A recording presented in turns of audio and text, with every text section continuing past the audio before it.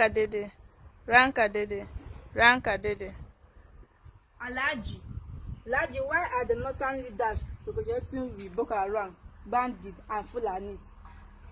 The northern leaders are negotiating with the Boko Haram, the bandits, and the Fulanis because the bandits and the Fulanis are good people. We cannot negotiate with people that are not good. We dialogue with the Fulanis and the Boko Haram because they are good to Nigerians and they are good to us. And we have no regret why we are negotiating with the bandits. Good people, but how? But these Fulani carry AK-47. They kill, then rape young girls, then burn communities. They rape the born communities. This is not the first time Nigeria is experiencing raping, burning communities, and killing people and kidnapping. Why is it special when the Fulani man does it? What do you have against us, the Fulanis? Over the years, there has been killing going on in Nigeria. There has been kidnapping. There has been burning of communities. Why our own so special? Originally, Fulanis are the owners of Nigeria. But look at us, we've been wallowing in the bushes. But now we have come to claim Nigeria. Because every allegation you put is on the head of a Fulani man.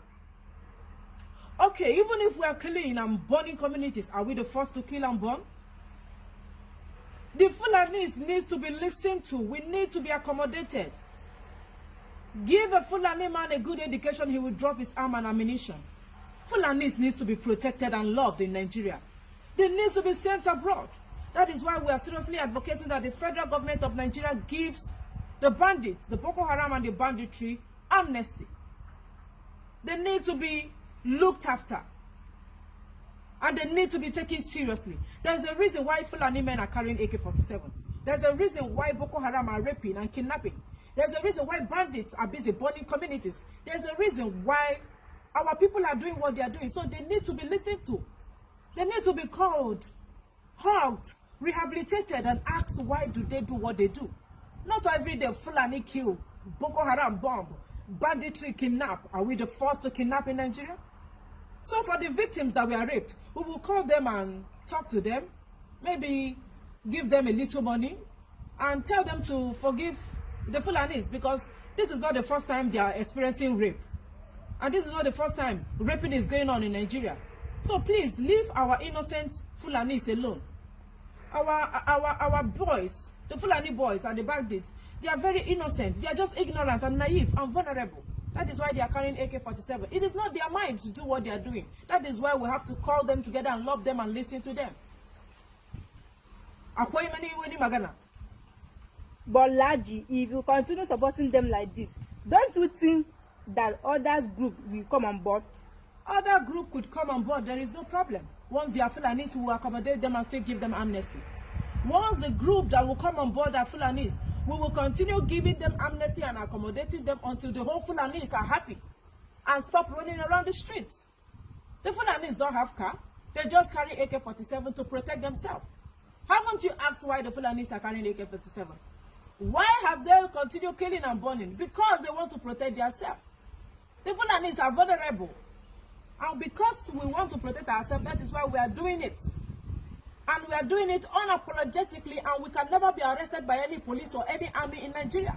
We can never ever be jailed or be arraigned in any court in Nigeria because we are the owners of Nigeria. That is why we want to claim the southeast, the south. Every part of Nigeria belongs to us, including the oil in the east. We are the owners. And once new group comes and they are Fulanis, they will be accommodated, granted amnesty, sent abroad, given education, listened to, and we will always be negotiating with them, and we will have good dialogues with Fulanis because they are good people. Do you have any more questions? But you call Biafra terrorists. We have never called Biafrans terrorists. Their governors did.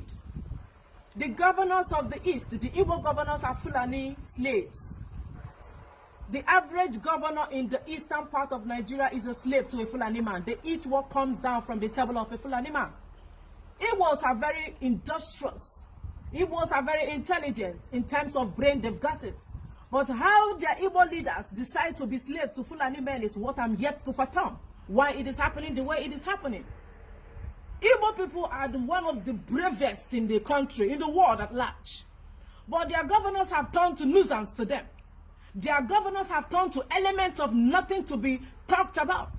Their governors have made their thing non-living thing. Look at what is happening in the East. No development is going on in the East. Abia State is nothing to write home about. Imo State is a total write-off. Ebonyi State is, oh, God have mercy on that state. Anambra State and Enugu State, their governors are just wasting their time there, eating the natural treasury they have in the state, and sending aircraft or airstrike to kill every man or woman in Igbo land. Aren't you seeing that their governor is very proud to say that he sent military strike to strike and bomb every living being in the states? They don't love their people. They know that Fulani are carrying AK-47 and we are protecting Fulani, protecting Boko Haram, making sure they are granted amnesty, making sure that the federal government doesn't call them terrorists. Haven't you asked why they sat on the table with us and proscribed their own people? Because they don't love their people. So I will advise Igbo people, we the Fulanis are not your problem. Your problem is a common man in Igbo land. That governor that you kept there in your state is your problem. He's the one killing you. And he will make sure all of you are wiped away, because what they come to Abuja to do with us is to eat the remains that we have on the table. Because when you are a slave, you will continue to become a slave. What they do is to wash our clothes, wash our shoes, lick every part of our body to get what I don't know. So have you seen that we are very innocent of what they are always accusing us of? Your problem is that man you kept in that government house of your state. He's the one that is killing you. They have proscribed their IPOP, the people that, those people that are calling for Biafra or whatever they call them. They are seriously proscribing them. They say they are terrorists. They say we should kill all of them. They say they are criminal gang. So we have refused to proscribe our own people as terrorists because we are protecting the interest of a Fulani man. We are always protecting the interest of a Boko Haram and the so-called bandits and the banditry that they call our people. But Igbo people are harmless. IPOP, or they say IPOP, right? They are very, very harmless. They are good people. What they want is just to make sure that they are separated from Nigeria, that will know that might likely not work again. And another thing they want to do is to make sure that the Fulanis, our people, are evacuated from their land. But instead of their governors to support them and ensure that the Fulanis leave their land, they are not even concerned that women are raped in the East. They are not supporting them. Instead, they are killing them. So I would advise all the Igbo people, go and hang all those things that you kept in your state. Those governors deserve to be launched. Bring them out and make sure that you do them public caricature. Public assault. That is what your governors need. We are not your problem. The Fulanis are not your problem. But as far as that East is concerned, we will make sure that we buy all the lands in the East. All the land in the East. We, the Fulanis, will never leave any land in the East. That Allah, I'm telling you, go and mark it. Allah, if we know, do and may we know. All the land in the southeast, we will buy it, including the one in the southwest. You know the Yorubas. Any little thing they will be shouting, they are cowards. Yoruba people. We, the people of Fulanis, we are the owner. Now we are going to give our boys in the bush, we are going to give them wine. Because they just killed 100 women and raped 300 young girls that are below 18 years of age. So we are going to give them this wine to wash away distress. We are going to give them turkey and make sure that they are happy. They love wine. Because we love our people, we will always be giving them wine and food to be enjoyed. Why the Igbos are killing themselves. Go and hold your governor accountable. Go and make sure that your governor is not eating you dry and killing you because your governor is your problem. They are coming always to Abuja to lick our shoes. Maybe you don't know. We are going to see our boys. I hope you don't have any other question.